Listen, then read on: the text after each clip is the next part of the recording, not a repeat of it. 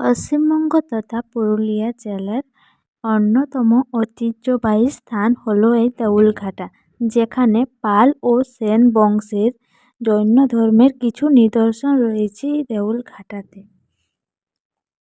তো আমরা মকর সংক্রান্তিতে আমরা পৌষ মেলা দেখতে দেউলঘাটা চলে যাব, তাই আমি কিন্তু রেডি হচ্ছি।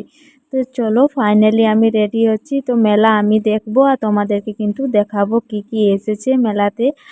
আর টুসু, আজ যেহেতু এটা টুসু মেলা হয়। বন্ধুরা, দেউলঘাটার প্রকৃত স্থান হচ্ছে আরসা থানার বড়াম গ্রামে। তো চলো, ফাইনালি আমরা কিন্তু এখানে পৌঁছে গেছি দেউলঘাটাতে। চলো তোমাদেরকে দেখাচ্ছি। তো বন্ধুরা, অন্য বছরের তুলনায় কিন্তু এবছর দেউলঘাটাতে পৌষ মেলাতে কিন্তু প্রচণ্ড ভিড় হয়েছে।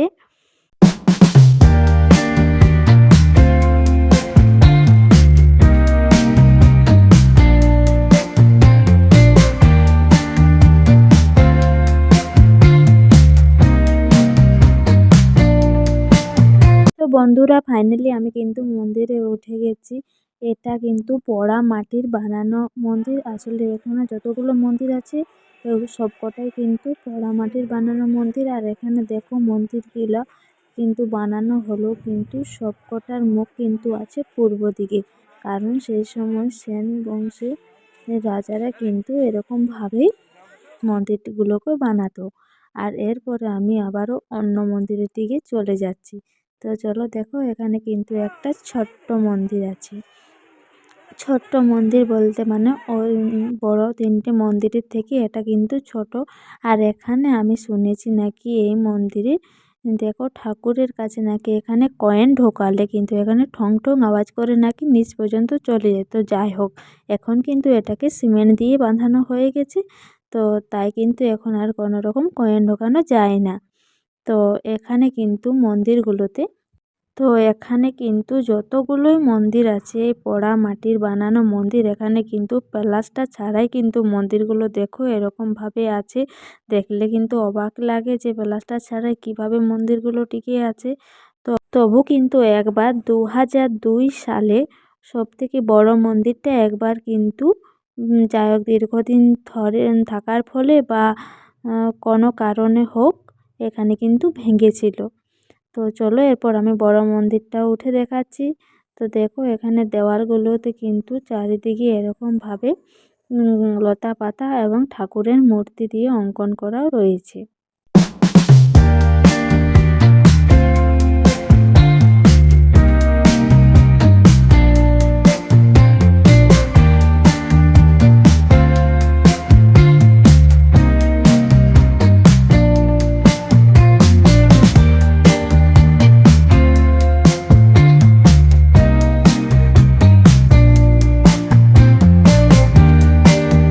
আর এখানে মন্দিরের ঠিক নিচেই কিন্তু এখানে আছে পুজোর থালা, ছোট ছোট থালা, আর ঠাকুরের ছবিও আছে কিন্তু এখানে বিক্রি হচ্ছে। তো দেখো আমি কিন্তু পুরো মেলাটাই দেখাবো। এরপরে দেখো এখানে কিন্তু টুসু আছে, তো এগুলাকে টুসুগুলোকে ভাসিয়ে দিয়েছে।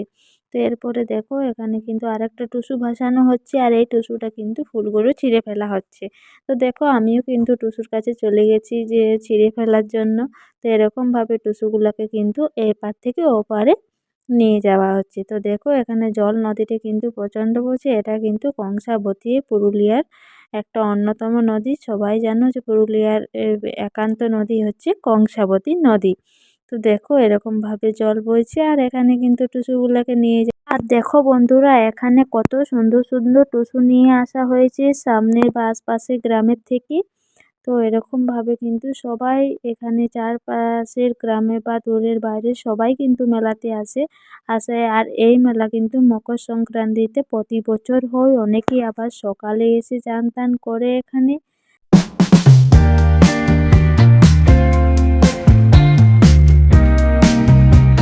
তো সবাই কিন্তু এপাশ থেকে ওপাশে খুব মানে সুন্দরভাবে চলে যাচ্ছে, দেখতেই পাচ্ছি আমি। আর আমি কিন্তু যেতে পারছি না, আমার কিন্তু সাহসই হচ্ছে না এদিক থেকে ওদিকে যেতে। তাও আমি কিন্তু কষ্টে পিষ্টে এদিক থেকে ওদিক চলে এসেছি, মানে এপার থেকে ওপারে। এরপরে চলো দেখাচ্ছি এখানে।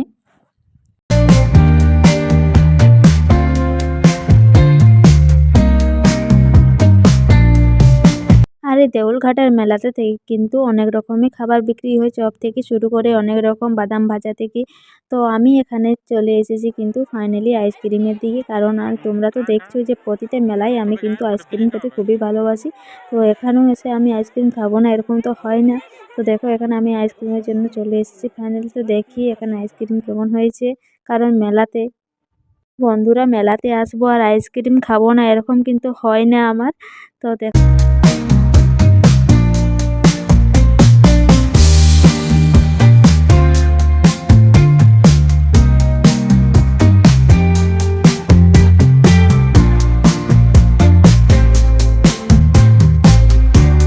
এরপর কিন্তু আমি চলে এসেছি ফুচকার দিকে।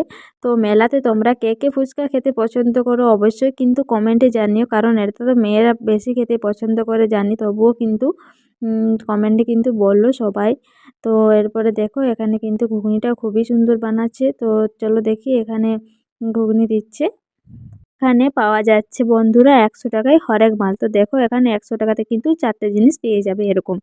তো এরপরে দেখো টুসু নিয়ে কিন্তু আমি এরপরে চলে যাচ্ছি। তো সবাই দেখছি এপার থেকে ওপারে টুসু নিয়ে পার হচ্ছে। তো আমিও ভাবলাম যে টুসু নিয়ে আমি এপার থেকে ওপার পার হবো, তাই কিন্তু আমি টুসুকে তুলে নিয়েছি। কিন্তু আমি তুলে নিয়েছি আর টুসুটা কিন্তু ভীষণ ভারী লাগছে। আর এই দেউলঘাটার মেলাতে কিন্তু বন্ধুরা তোমরা ফার্নিচারেরও জিনিস পেয়ে যাবে। তো দেখো এখানে আমি ফার্নিচারের জিনিস দেখতে চলে এসেছি, আর এখানে আমি পেয়ে গেছি পছন্দ মতো আমার আয়না, যেটা তো আমি আগে থেকেই খুঁজছিলাম। তো দেখো এখানে আমি পেয়ে গেছি, তাই আমি দেরি না করে আয়নাটা কিন্তু নিয়ে নিলাম। এরকম আয়নাটা দেখো আমি লাল কালারের আয়নাটা কিন্তু নিয়ে নিয়েছি। তো কেমন হয়েছে অবশ্যই কিন্তু তোমরা কমেন্টে বলো আয়নাটা আমার কেমন হয়েছে।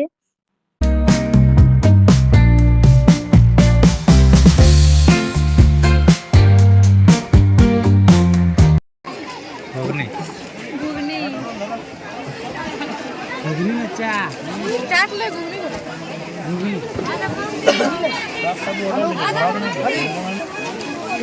হ্যালো হ্যালো ভালো না রে কেন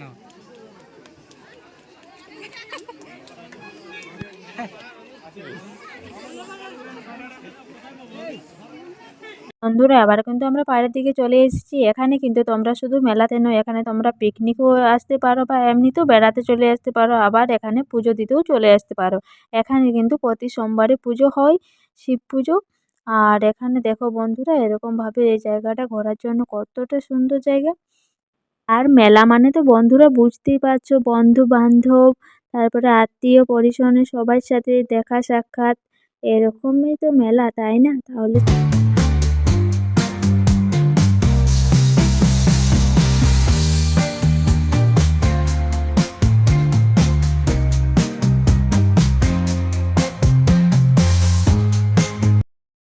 ফাইনালি আমরা অনেক ঘোরাঘুরি করে দিয়েছি এই পৌষ মেলাতে বন্ধুরা। দেউলঘাটাতে তো তোমাদের এই পৌষ মেলা দেউলঘাটাতে কেমন লেগেছে অবশ্যই কিন্তু জানিও কমেন্টে। আর যদি ভালো লেগে থাকে তো অবশ্যই একটা লাইক করে দিও। আর যারা নতুন বন্ধু তারা অবশ্যই কিন্তু সাবস্ক্রাইব করে দিয়ে পাশে থাকো। তো ফাইনালি বন্ধুরা আমরা কিন্তু অনেক ঘোরাঘুরি করেছি, আর এই পৌষ পরবে দেউলঘাটা মেলাতে কিন্তু খুবই ভালো লেগেছে। আর যারা তোমরা কিন্তু এখনও পৌষ পরবে দেউলঘাটা মেলা আসোনি, একবার কিন্তু চলে এসো মকর সংক্রান্তিতে। এখানে এলে কিন্তু তোমাদের খুবই ভালো লাগবে।